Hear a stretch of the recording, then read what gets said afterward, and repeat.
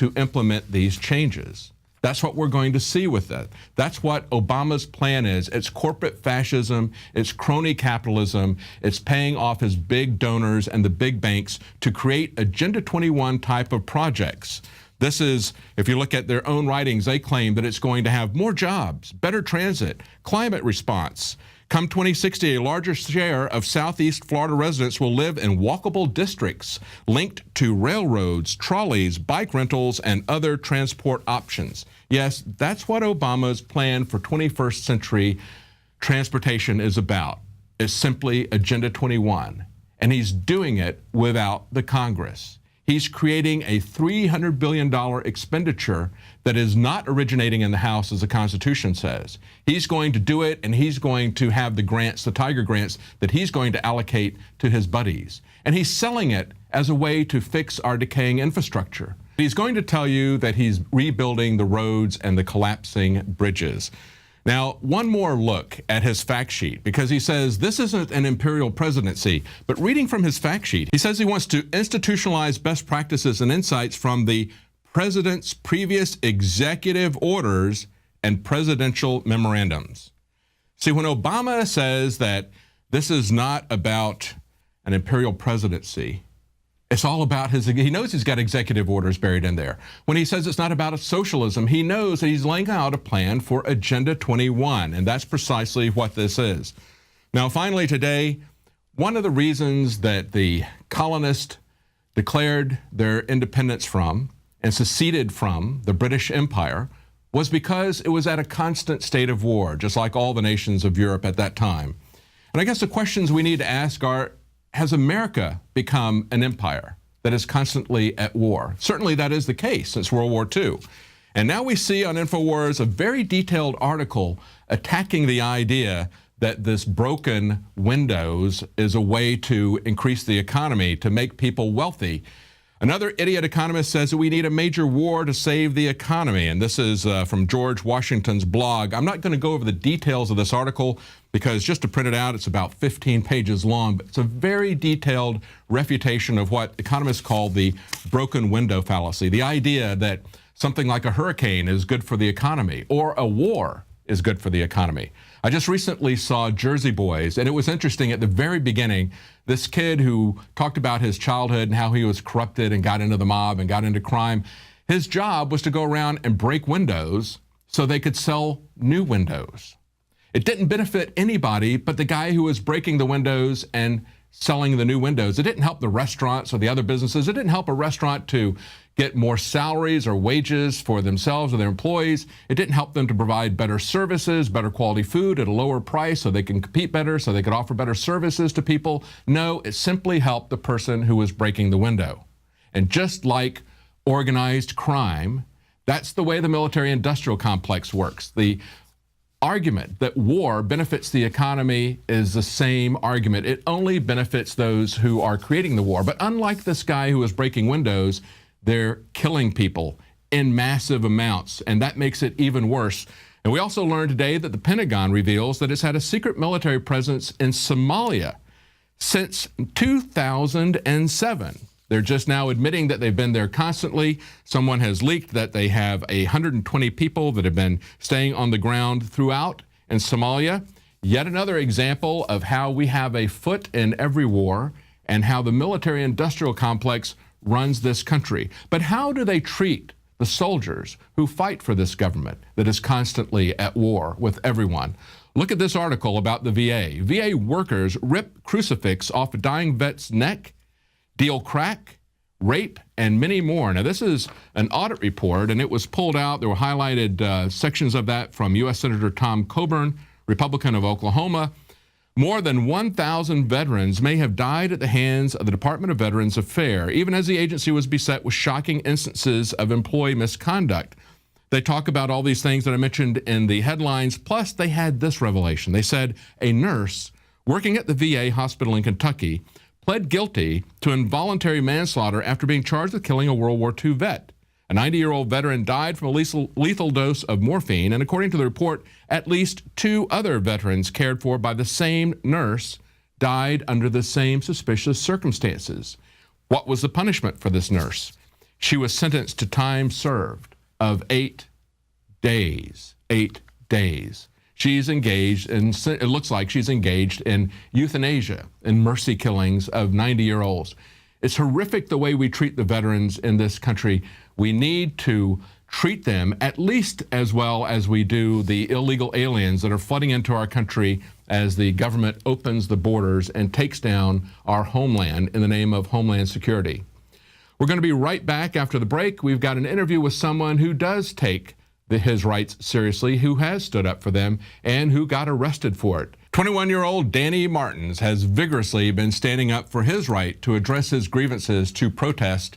And what did he get for it? Well, he just recently got arrested. We're going to be talking to him right after the break. Stay with us.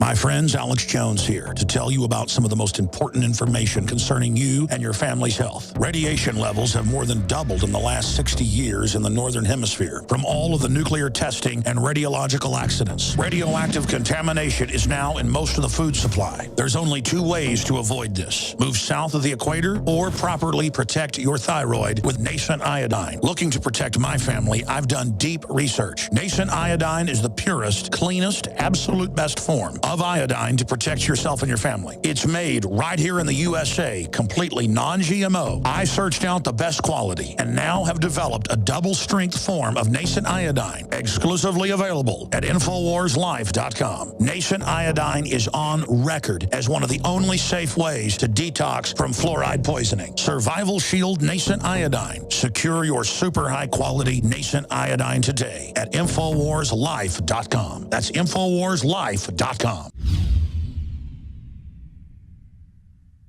From the water table to our soils to the atmosphere itself, our world is becoming more and more toxic each and every day. But it's not just the air outside that's toxic. Indoor air has been shown to have 2 to 5 times higher concentrations of pollutants than even outdoor air. And most Americans spend 90% of their time inside using toxic chemicals within their homes. There are more than 42 million smokers in the United States. Well over 1,000 types of mold and mildew linked to numerous conditions. And don't forget the fact that 6 million Americans live with pets they're allergic to as well. When I began to research these statistics, it was clear to me it was time to start cleansing my lungs in order to combat the toxic environment that we cannot escape, but that we can fight back against. Made with organic and wild cultivated herbs and manufactured in the USA, the new INFOWARS Life Lung Cleanse is here in a convenient spray bottle that can be brought with you throughout any toxic environment. Now available exclusively at INFOWARSLife.com or by calling toll-free 888-253-3139.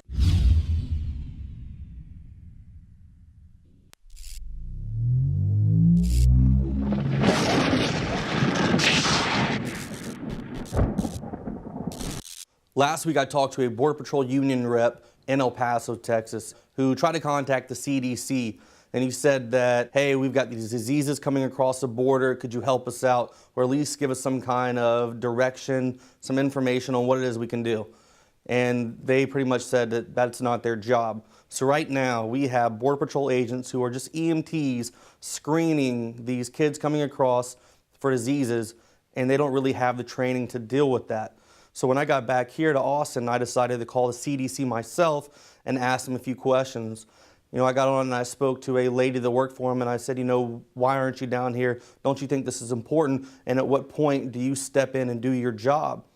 She, you know, rattled off some mumbo-jumbo thing that's been typed up for her to say already, and basically didn't give me anything like that. So once that video was put out, it made it on Drudge, and a lot of people have ended up calling the CDC themselves with concerns, saying, hey, you need to take this into consideration. This is a very big problem. You know, we have swine flu that's made it all the way up to San Antonio to Lackland Air Force Base. We have possible cases of HIV coming across our borders from the people in Honduras.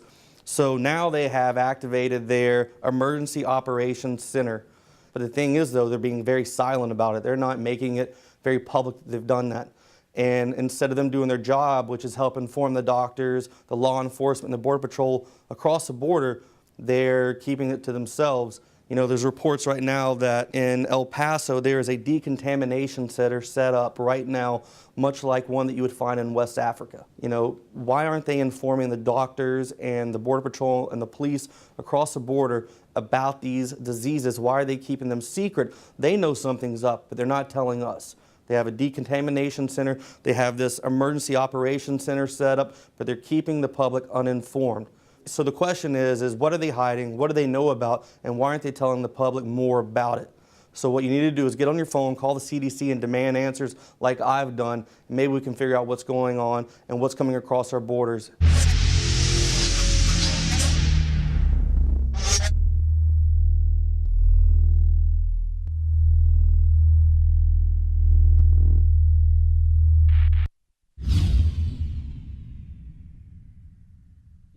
Alex Jones here to break down some exciting developments in the area of research concerning supplemental iodine.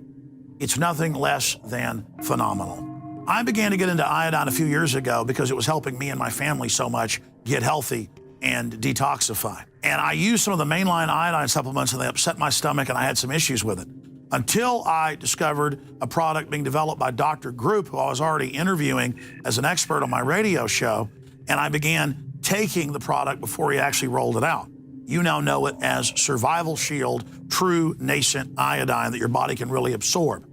Then, about a year ago, he said, listen, if you think this is powerful, I'm going to come out with rare earth, deep earth crystals that are incredibly powerful that no one else has as a source for their iodine from between 7,000 and 12,000 feet, literally drilled out of the ground.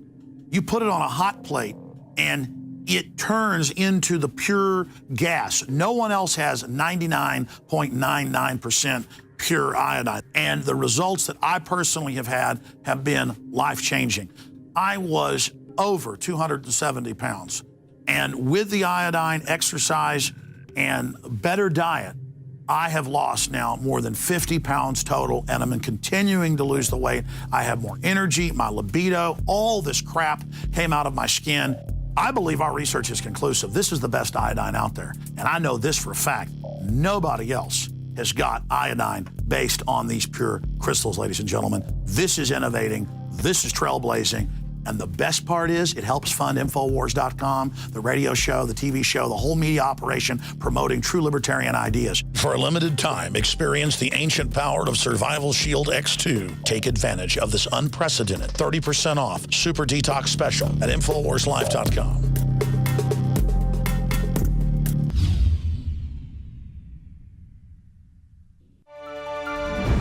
Welcome back. Now, tomorrow is the 4th of July. And the anniversary, of course, of the Declaration of Independence.